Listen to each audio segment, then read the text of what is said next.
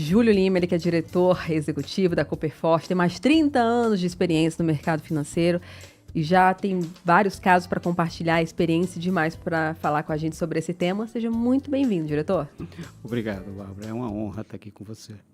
Júlio, vamos começar falando assim, dessas pessoas que hoje estão numa situação que estão com crédito, pegaram muito crédito, estão com uma situação financeira que não está legal. Como é que a gente trata isso? Dá para prosperar? Dá para se organizar? Como é que a gente trata com as pessoas que estão nessa situação hoje, nossos ouvintes, que não estão numa situação financeira assim confortável e precisa de uma ajuda? Assim, tem solução? E como é que são os primeiros passos para a gente se organizar rumo a uma mudança? Sim, Bárbara, vamos falar primeiro assim, não deu certo, né? Não deu A certo. pessoa não tinha educação financeira ou as circunstâncias da vida levaram a uma situação... Verdade, que não tinha controle. É bastante difícil, né? Onde a pessoa está com dificuldade de controlar as suas finanças, né? Então, assim, nós temos mais de 70 milhões de brasileiros nessa situação, né? Com nome negativado, com alguma conta atrasada, né? Isso é um número enorme da população, né? Esse tipo de situação, o primeiro passo, que eu considero sempre fundamental, é renegocie essa dívida, não deixe ela se alongar, passar o tempo e fazer com que esses valores aumentem. Eles só vão aumentar, você vai ficar sem crédito na praça, isso só vai dificultar a sua vida para ter acesso a um crédito mais barato e poder continuar a sua vida, né? Então, assim, o primeiro passo, procure o seu credor, procure acertar essa dívida, procure fazer uma negociação o quanto antes. O credor quer receber, ele não quer também deixar isso em atraso. Todo mundo quer, é só encontrar o ponto de equilíbrio onde isso pode ser mais viável para os dois, né? E eu acho que uma dica muito importante, Bárbara, também, indo para o segundo ponto, é a questão da portabilidade de crédito no Brasil, sabe? Ela é muito pouco utilizada. Muitas vezes a pessoa está numa instituição financeira onde ela paga uma taxa de juros muito alta e ela pode migrar essa dívida para uma outra instituição numa taxa de juros bem mais baixa. Isso faz com que ela diminua a prestação mensal dela, melhore a capacidade de pagamento dela e sobra mais recursos no final do mês para ela, né? Então, essa portabilidade do crédito, e no caso da Cooperforte, né? E aí, falando da instituição onde nós estamos, né? Ela tem essa possibilidade, por ser uma cooperativa, por focar muito no cooperado, por ter condições melhores para o cooperado, né? Então, ele pode portar o crédito numa taxa de juros mais baixa, diminuir sua prestação e sobrar mais no seu orçamento mensal, para poder se organizar, né? Então, essas duas primeiras eu acho que são fundamentais, sabe? E é isso, muita gente não entende, eu acho que é por isso que é legal falar sempre, eu adorei falar, crédito mais barato, portabilidade de dívida. Gente, assim como você faz uma portabilidade de celular, do plano aí de internet que você faz, buscando às vezes um ganho pequeno, faz diferença muito você começar a pesquisar onde tem esse crédito mais barato. Sim. Crédito mais barato. E dá para você reduzir essa prestação, dá para você renegociar. Não é uma sentença de morte. Você precisou pegar, você vai morrer com aquele dívida naquele lugar, naquela instituição financeira. Não tem essas outras formas de você renegociar essa dívida para ficar... Sem dúvida. Assim, no fim das contas, ser um impacto bem menor e você ter esse dinheiro extra para tocar a sua vida. E um outro ponto que a gente fala muito quando é dívida... Eu, por exemplo, eu morro de medo de dívida e acho sempre que tem dívida é uma desorganização financeira. Não, mas você pode pegar um crédito de uma forma que seja um investimento que vai ter depois um retorno maior. Sem dúvida. E isso passa também por essa educação financeira, né, Júlio? Sem dúvida. A gente estava falando um pouco antes aqui sobre isso, né? Sobre empreender, né? Pegar dinheiro para montar um negócio, né? É totalmente natural e incentivado, né? Pode fazer isso, deve fazer isso, né? Porque isso vai te trazer uma renda no futuro, né? Assim, comprar um imóvel, investir em educação mais na frente, né? Você vai progredir, vai ter retorno desse investimento. Então, é plenamente normal e natural que faça isso, né? De uma forma sustentável, né? Dentro da sua capacidade, né? O crédito existe para isso, né? E aí, eu acho que o segundo ponto, Bárbara, é a questão da gente pensar no planejamento financeiro mesmo, né? Que aí é uma questão, eu diria que é como emagrecer, né? Onde todo mundo já sabe o que tem que fazer Mas é difícil fazer. E dar o primeiro passo. O primeiro passo, eu acho que do planejamento financeiro, é você ter o entendimento do que você gasta, onde você gasta, para onde vai o seu dinheiro, você ter isso anotado, você se compreender. Então, muita gente foge disso. Ela não quer nem saber quanto que ela deve, onde que está gastando, né? Então, assim, precisa. E pode ser num caderno, pode ser numa planilha eletrônica, pode ser num aplicativo, pode ser, assim, você tem que começar a fazer isso, né? E isso precisa estar muito claro.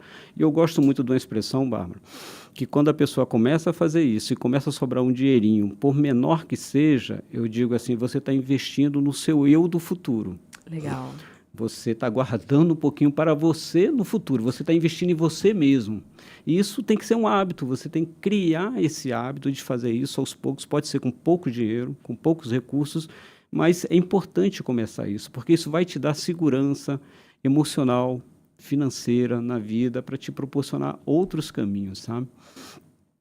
E aí, indo para um outro ponto, você me permite ainda que por favor, eu continue nesse tema, né, do planejamento. A gente tem uma dinâmica, uma ciência hoje, né, chamada finanças comportamentais, né?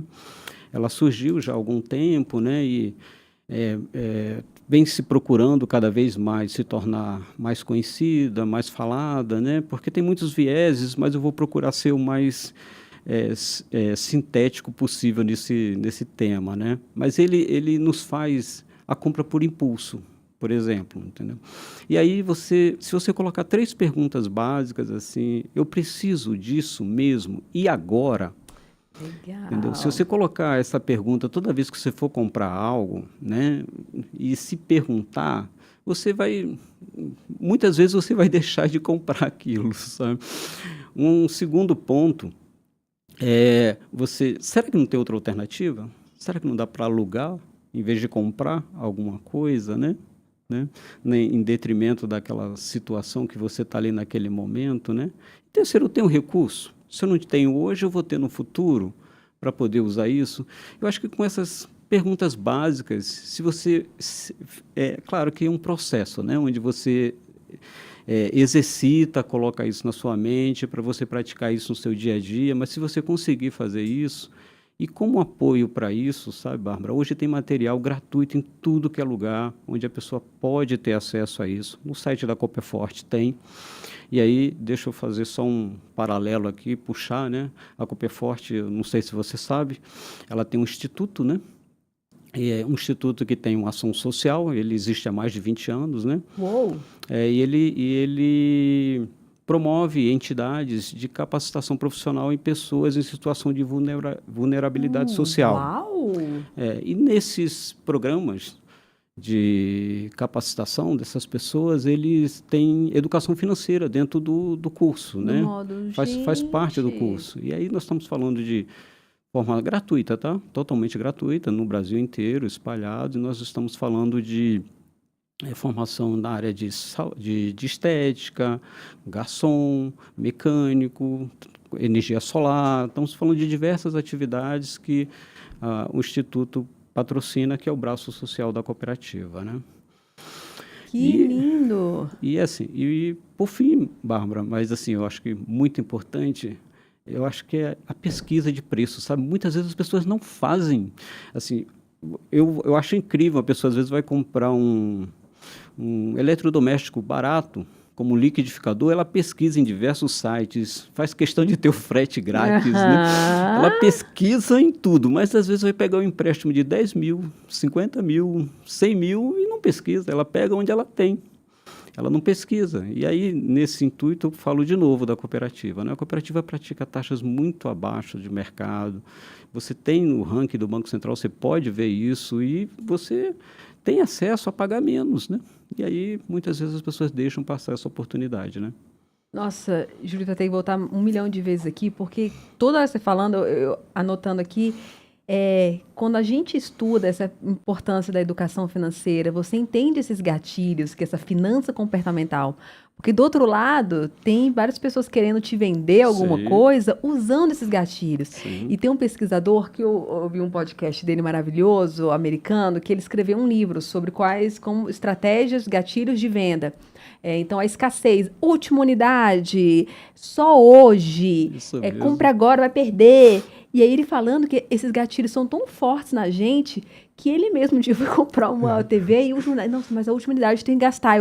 Aí ele se tocou, meu Deus, ele falou que estava passando a TV, eu não pesquisei em outro lugar se essa TV está mais barata, se é a última unidade, se realmente é, mas eu fui movida, drivada por isso. E todos nós, você ouvinte, tenho certeza, já passou por isso. Esses gatilhos de exclusividade, tem várias dessas, que essas finanças comportamentais que o Dr. Júlio falou, que vão pegando na gente e faz a gente acabar gastando uma promoção, é só agora, vamos lá, essa oportunidade única, exclusividade. Estudando isso no site da Cooperforte, como eles explicaram, né, tem essas questões de educação financeira, a gente exercita esse no olhar. É lógico que não é do dia para noite, não é só ler, né? Com certeza. Não é só ler que já entendi, agora pronto. Mesmo. Mas é um exercício diário. Exatamente. É um exercício diário e da gente não ser sequestrado por essas falsas necessidades. Hoje mesmo eu estava com meu marido conversando, vindo para cá, e a gente falando, tem que trocar o telhado, tem que trocar. A gente, amor, tem que trocar mesmo? A gente tinha umas goteiras, mas a gente passou o período da chuva super bem. É alternativo que você falou. Será que a gente precisa trocar todo o telhado, gastar R$25 mil nessa casa?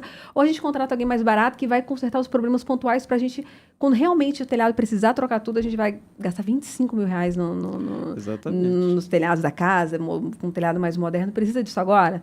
E a gente falou, não, então vamos segurar um pouquinho. Eu acho que você já está no caminho, viu, Bárbara? Gil, mas é um exercício, porque hoje mesmo também fui sequestrada, estava na farmácia, promoção lá de não sei quantos, shampoo e condicionador, nos 50 por 30, eu falei, gente, olha que promoção maravilhosa, e eu comprei. Aí o senhor falando agora, eu falei, meu pai, eu precisava disso agora, eu tenho um shampoo e condicionador lá em casa, por que eu comprei na farmácia esse vídeo? Só porque estava na promoção? Eu não precisava, né? No mês que vem aposto que eu ia achar outra promoção quando eu realmente fosse precisar.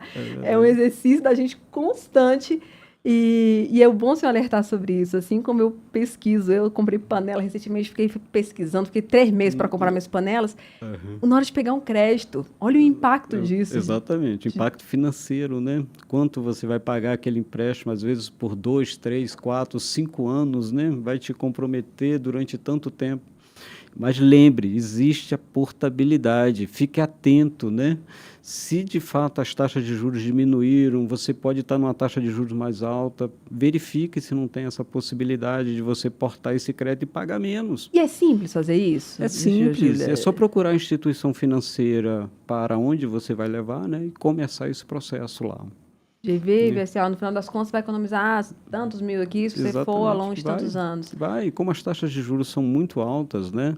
No Brasil, em média, né? Quando você faz isso para uma taxa menor, assim, às vezes parece pouco, né? É uma taxa, olha, a taxa é 2, ela está indo para 1,8, 1,8, mas dá uma diferença danada aquilo.